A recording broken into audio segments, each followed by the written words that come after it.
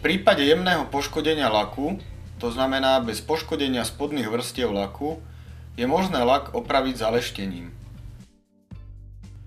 Brúsnym papierom P400 názorne poškodíme vrchný bezfarebný lak bez poškodenia metalickej farby, ktorá je pod lakom, a následne škrabance vyleštíme.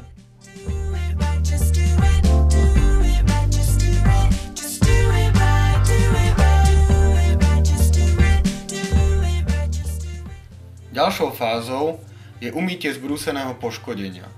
Na umývanie používame viskóznu hubu s teplou vodou a šampónom určeným na umývanie aut. Nesmú sa používať saponáty určené na umývanie riadu a domácnosti.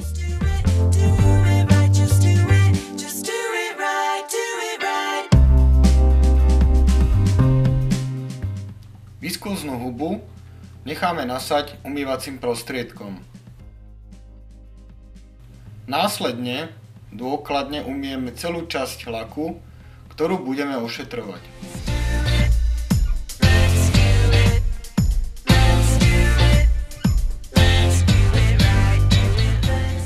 Na leštenie budeme potrebovať elektrickú leštičku, prípadne vrtačku s hlavicou určenou na leštenie. Rýchlosť otáčok leštenia musí byť v intervale od 1500 otáčok za minútu po 2500 otáčok za minútu. Tento interval nesmie byť pri leštení prekročený, pretože by mohlo dôjsť k prepáleniu laku. V závislosti od tohto intervalu je potrebné vybrať leštiacie náradie s adekvátnou rýchlosťou otáčok. Ďalej budeme potrebovať sériu kotúčov v závislosti od úrovne poškodenia v dôsledku brúsenia a poškodenia laku. Biely baraní kotúč, ktorý je naľavo, je najhrubší a používa sa na najhrubšie škrabance, žltý kotúč je jemnejší a používa sa na jemnejšie škrabance. Pre tieto kotúče sa používa leštiaci prostriedok kat, tuba so žltým vrchnakom. Ich využitie je pri začiatku leštenia.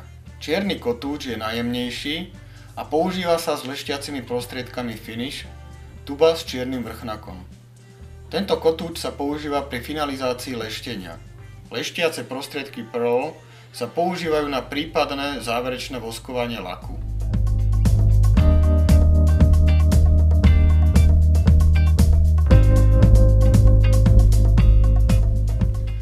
V prvom kroku, v závislosti od hrúbky poškodenia laku, si vyberieme vhodný kotúč a leštiaci prostriedok. Bodovo ho nanesieme na leštiaci kotúč.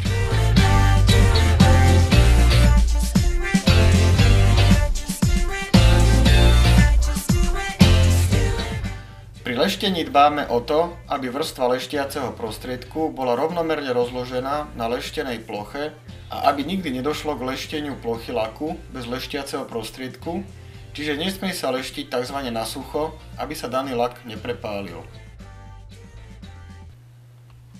Aby sme sa vyhli takémuto prípadu, je vhodné počas leštenia priebežne plochu leštenia chladiť vodou. Leštiaca pasta je zároveň vláčnejšia a lepšie sa s ňou narába. Dĺžka leštenia závisí od miery poškodenia laku.